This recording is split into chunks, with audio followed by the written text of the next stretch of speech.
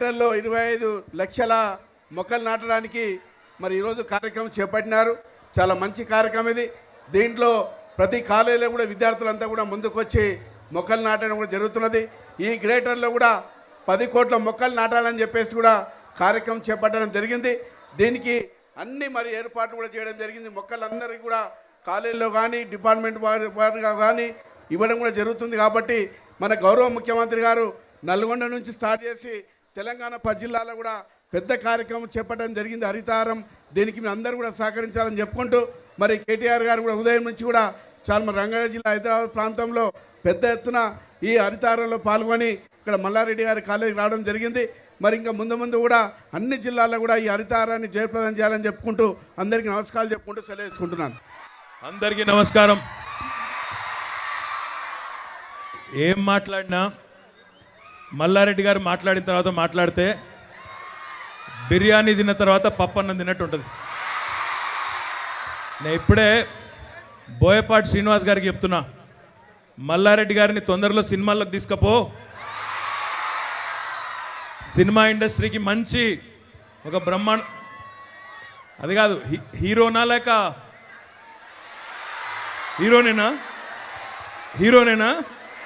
హీరోనే అంట.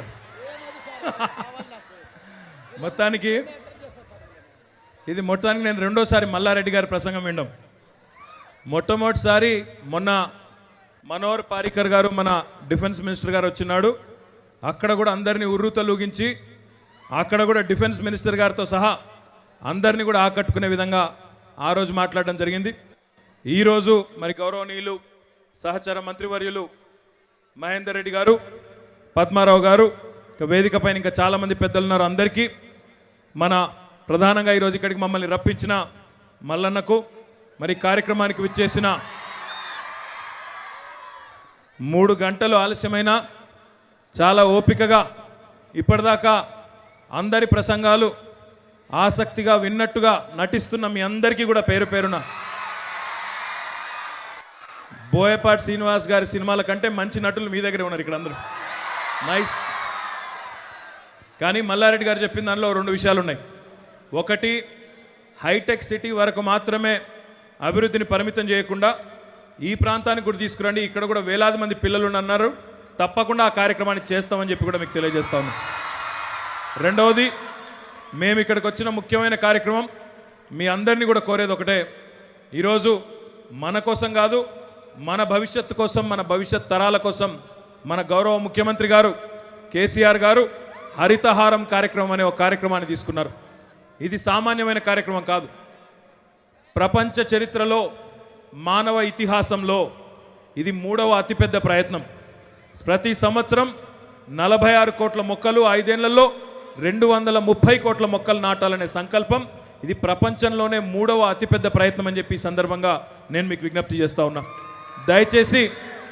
దయచేసి ఇదేదో ప్రభుత్వ కార్యక్రమం మాదిరిగా ఒక ఎంపీ గారో, ఒక మంత్రి గారో, లేకపోతే ఇంకో ఎమ్మెల్యే గారో, లేకపోతే ఇంకొక అధికారో వారెవరో చేసే కార్యక్రమం అనుకోకుండా మనందరం మన వంతు పాత్రగా దయచేసి ప్రతి ఒక్కరం ఒక మొక్క నాటుదాం. కానీ మొక్క నాటడంతోనే పని అయిపోదు.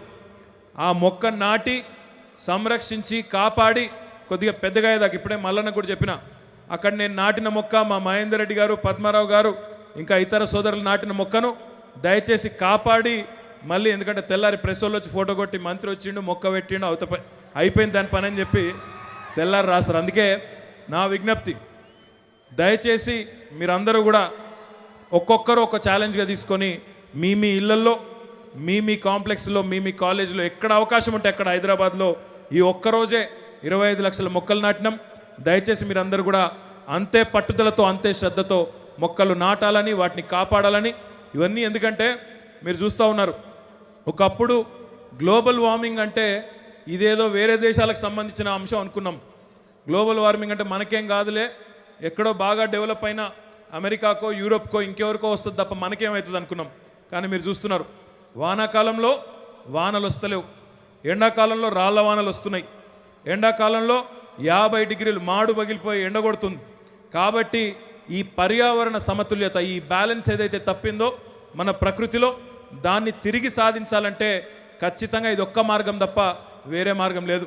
అన్నీ కొనుక్కోవచ్చు, ఆఖరికి భూమి కొనొచ్చు, ఏదైనా కొనొచ్చు, ఆఖరికి కరెంటు కూడా కొనొచ్చు, కరెంటు లేకపోతే. కానీ ఒక వానలను మాత్రం కొనే పరిస్థితి లేదు గవర్నమెంట్కు. అందుకే మనకు ఖచ్చితంగా సకాలంలో వర్షాలు రావాలన్నా ఇంకో బాధ. ఈ మధ్యన ఏ ఊరికి పోయినా అక్కడ సర్పంచ్లు ఎంపీటీసీలు వచ్చి ఒక కాగితం ఇస్తారు, సార్ మా ఊర్ల మీద కోతులు పడి దాడి చేస్తున్నాయి, వాటిని ఎట్లైనా పట్టుకోండి సార్ అంటున్నారు. నాకు అర్థం కాలే, ఇక ఎమ్మెల్యేలు మంత్రులు కోతులు పట్టుకునే పని చేసినాక ఇక మరి మిగతా పని ఎవరు చేస్తారో నాకు తెలియదు. ఇప్పుడు ఆ కోతులు వాపస్ పోవాలన్నా, వానలు వాపస్ రావాలన్నా, కోతులు జంగల్లకు పోవాలన్నా, వానలు మళ్ళీ మన ముంగటికి వాపస్ రావాలన్నా ఒకే ఒక్క మార్గం ఉంది. Each one plant one. ప్రతి ఒక్కరం దయచేసి ఒక్కొక్క మొక్క నాటుదాం, కాపాడుదాం, పూర్తి స్థాయిలో హరితహారం కార్యక్రమాన్ని విజయవంతం చేద్దామని చెప్పి మీ అందరు కూడా విజ్ఞప్తి చేస్తూ, మళ్ళీ ఇంకో సందర్భంలో తప్పకుండా మీ మల్లారెడ్డి గ్రూప్ ఆఫ్ ఇన్స్టిట్యూషన్స్కి వచ్చి మీ అందరినీ కూడా కలుసుకుంటానని చెప్పి కూడా తెలియజేస్తూ జై హరితహారం. కార్యక్రమాన్ని ఇంత పెద్ద సక్సెస్ చేయడానికి ముందుకు వచ్చిన మీ అందరికీ, దాన్ని ఎంకరేజ్ చేస్తున్న ప్రభుత్వం వారికి ముందుగా కృతజ్ఞత తెలియజేస్తూ, పెద్ద పెద్ద మాటలు ఏం మాట్లాడేదేం లేదండి. ప్రభుత్వం పెన్షన్ ఇస్తుంది, రేషన్ ఇస్తుంది, భూమి ఇస్తుంది, జాబ్ ఇస్తుంది, కానీ ప్రకృతి ప్రసాదితమైన వర్షం మాత్రం ఇవ్వలేదు. ఇది కేటీఆర్ గారు చెప్పారు, ఇట్స్ నిజం. అది ఇవ్వగలిగేది ఒకటే ఒకటి, చెట్లు. అవి మన స్వార్థంతో ఇప్పటి వరకు కొట్టేస్తూ ఉన్నారు. ఇప్పుడు వాటిని మళ్ళీ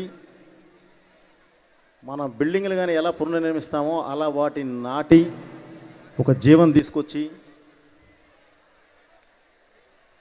తీసుకొస్తే ఒక మంచి గాలితో పాటు ఒక మంచి సొసైటీ కూడా ఏర్పడడానికి అవకాశం ఉంటుంది అని చెప్పి ఆశిస్తూ, మీరు నాటిన ఒక్క మొక్క పెరిగి రేపు 10 పెద్దదైన తర్వాత తండ్రిలా మిమ్మల్ని కాపాడుతుంది. ఇంతకన్నా నేనేం చెప్పలేను. అలాగే సొసైటీ అంటే మందే, ఇంకెవరిదో కాదు. మన ఇంటికి మనమే సున్నం వేసుకోవాలి. అంటే మన చుట్టుపక్కల ప్రాంతాల్లో ఉన్న ఏ ఇదైనా సరే మనమే చేసుకోవాలి, కానీ ఎవరో వచ్చి చేస్తారు అనేది మాత్రం చాలా కరెక్ట్ కాదు. మనం క్లారిటీగా ఉంటే తప్పకుండా మనకు మంచి జరుగుతుంది. అలాగే